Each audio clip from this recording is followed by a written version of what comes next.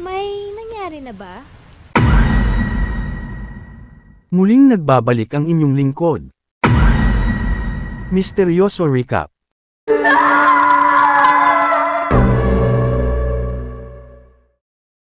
Dalawang matalik na magkaibigan ang tampok natin ngayon mga kayoso sa pagbubuod ng kwento sa pelikulang ito noon pang taong 2002, na may pamagat na Hibla. Nag-umpisa ang kanilang pagkakaibigan, noong sila'y mga bata pa lamang.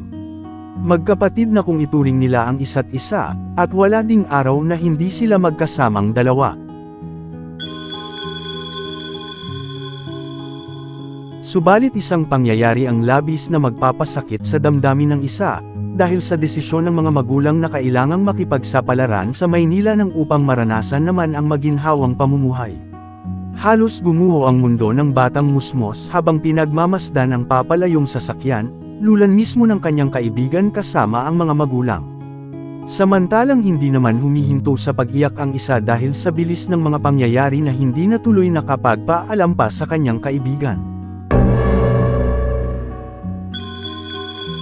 Lumipas ang higit 10 taon, muling magbabalik ang pamilya sa lupang kanilang sinilangan.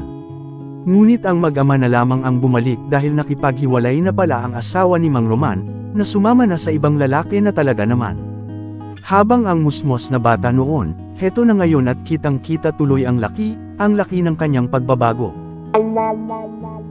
Kilala naman na siguro ng lahat itong si Maui Taylor, at Clara ang magiging pangalan niya sa pelikulang ito. Hindi naman maipaliwanag ang sayang nararamdaman ng dalagang ito nang malamang bumalik na ang matalik niyang kaibigan. Kilala niyo rin naman siguro itong si Rica Peralejo bilang si Isabel sa pelikulang ito mga kayoso. Mabilis na tuloy siyang kumilos para makita na si Clara pero bago iyon ay dinaanan muna niya ang kanyang nobyo, at ito ay si Lando na naging kababata rin nila ni Clara, na kinaiinisan nilang dalawa dahil sa galing nitong mang-asar noon. Tingnan mo nga naman ano.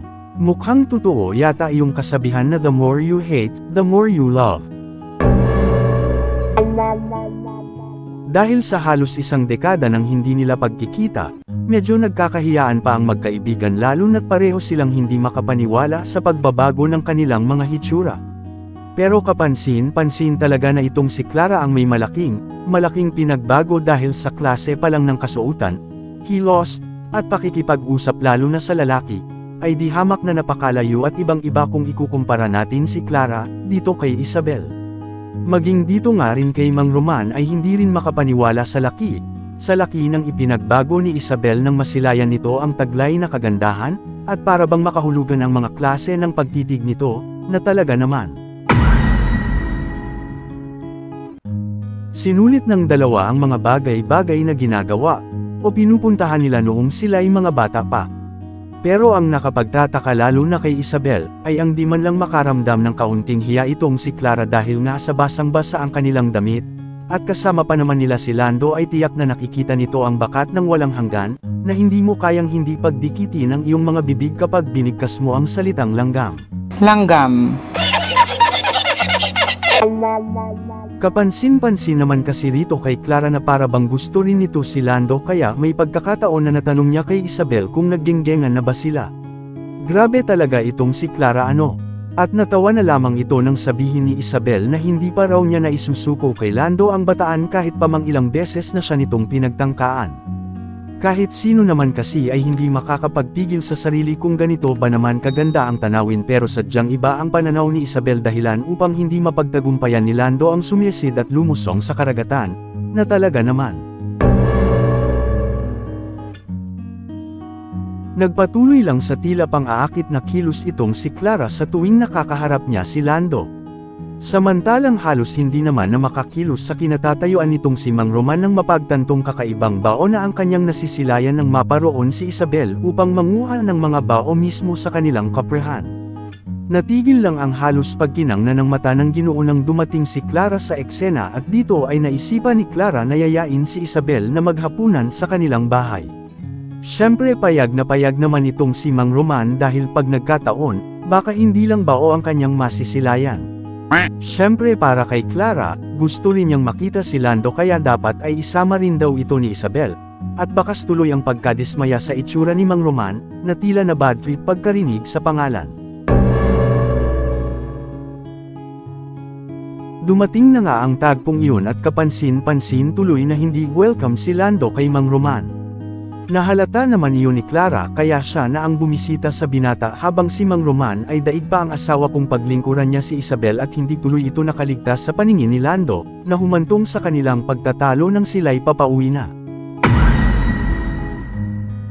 Sadyang mahirap na talagang pigilan ang nararamdaman kasi gumagawa na ng paraan itong si Angkol, makita at masolo lamang niya si Isabel.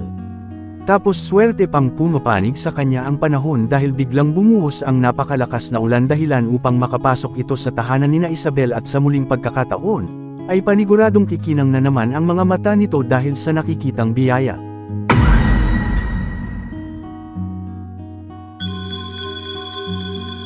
Ngunit ayon nga sa palagi kong sinasabi na kapag sa mundo ng pelikula, ay hindi mawawala ang mga kontrabida o mga planong hindi maganda dahil kasi sa tagpong ito, katulong ang mga mapanlinlang at mapagkunwaring gawa, kumagat sa pahin ang biktima, kaya ang hindi maibigay-bigay ni Isabel, ay itong si Clara na tuloy ang gumawa.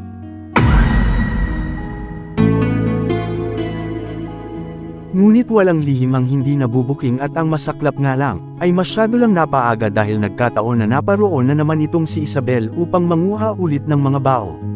Dahil naman walang kamalay-malay ang dalawa sa loob ng kubo, dito na nga maririnig ni Isabel ang mga kakaibang tinig na parang sa multo, dahilan upang agawin ang kanyang atensyon at usisahin ang pinanggagalingan ng mga tinig, at dito na nga halos gumuho ang mundo ni Isabel, nang makita at matuklasan ang mga pagtataksil.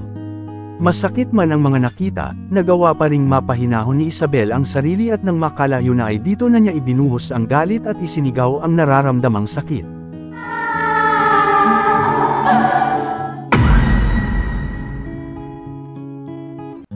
Dahil hindi kayang itago at sarilihin ang pinagdadaanan, ay gusto nang komprontahin ni Isabel ang katraidora ng kaibigan ngunit nagkataon namang wala si Clara at ang masaklap pa ayon kay Mang Roman na siyang humarap sa kanya, ay kasama raw nito si Lando na umalis. Dito na ibinuhos ni Isabel ang sakit na kanyang nararamdaman at isinumbong na kay Mang Roman ang katraidoran sa kanya nina Lando at Clara. Pinagaan at pinahinahon naman ni Mang Roman ang loob ni Isabel ngunit tila may kakaibang kuryente ang dumaloy sa mga ugat ng matanda. Nakalaunay hindi na nakatiis pa at sinamantala na nito ang pambihirang pagkakataon. Kaya ang pinakaiingatang puri na hindi makuha-kuha ni Lando, si Angkol lang pala ang makakahuli at talagang nakuha niya ito ng buong buo.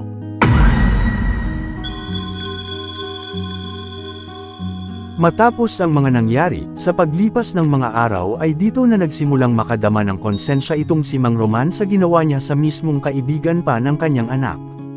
Patuloy siyang binabagabag ng kanyang konsensya na hindi na rin nakakatulog sa sobrang pag-iisip. At kung minsan ay pinag-iinitan pa ang mga walang kabuluhang bagay mailabas lamang ang pinagdadaanan. Gayon din naman rito kay Isabel na hindi masabi-sabi sa kanyang mga magulang ang dahilan rin ng kanyang pananahimik. Subalit dumating pa rin sa puntong kokomprontahin na ni Isabel ang kataksilan ni Lando, at amining patas na sila dahil sa naganap sa kanila ni Mang Roman. Pagkarinig naman ni Lando sa ipinagtapat ni Isabel, dito na nanggagalaiti sa galit ang binata hanggang sa makikita na nga natin ang paglusob nito sa kinaroroonan ni Angkol Roman at tuluyan ng isinagawa ni Lando ang pakay niya sa matanda at sa sobrang agresibo niya, nag-apoy ang kubo kung saan dito ay mayroon silang magandang alaalang ginawa ni Clara. Hindi kinaya ni Mang Roman ang taglay na lakas ng binata kaya napabagsak siya nito. At mabuti na lamang dahil dumating na itong sina Isabel at Clara kaya napigilan nila ang susunod na sanang gagawin ni Lando. Dahil walang ideya si Clara sa mga nangyayari kung bakit nagkakaganuon si Lando, kaya dito na sinabi ng binata ang kawalang hiyang ginawa ng tatay niya kay Isabel. Bagaman ayaw paniwalaan ni Clara na magagawa iyon ng kanyang ama, si Isabel na mismo ang pumutol sa diskusyon ng dalawa at sa kaharap-harapang inamin kay Lando na walang kasalanan si Mang Roman dahil kagustuhan niya mismo ang mga nangyari. Ganon sana kaso dito na tuluyang nawala sa huwisyo si Lando at hindi natuloy nito na mamalayan na nasasaktan na pala niya si Isabel. At dito na nga makakabawi si Angkol para kay Isabel dahil ibinuhos na niya ang natitira niyang lakas upang mailigtas si Isabel ngunit sa hindi sinasadyang pangyayari, aksidenteng nabagsakan ni Lando ang isang matulis na bagay, na siyang ginagamit ni Mang Roman sa pagbabalat niya ng niyog sa kanyang koprahan.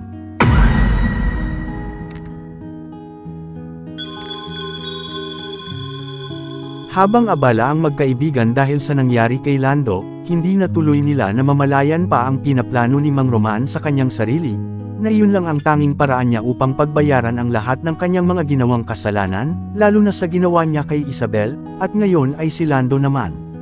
Huli na nang mapansin ni Clara ang ama at hindi na inisip pa ang panganib mailigtas lang ang kanyang amang ngunit mabilis naman itong pinigilan ni Isabel. Kaya sa pagtatapos ng kwento sa pelikulang ito mga kayoso, hindi man naging masaya ang pagwawakas ng istorya para kina Isabel at Clara, sa huli ay nanig pa rin ang kanilang pagkakaibigan. Dahil wala nang dahilan upang manatili pa sa lugar itong si Clara, kaya sa pangalawang pagkakataon ay muli na naman itong aalis, at muli na namang mag-iisa itong si Isabel. Kung nagustuhan ninyo ang mga ganitong video, ay pakipindot na lamang po ang like at mag-subscribe ka na rin kaibigan upang sa ganoon ay maging updated ka sa mga susunod pa nating video. Maraming salamat mga kaibigan hanggang sa muli ang inyong lingkod, Misteryoso Recap.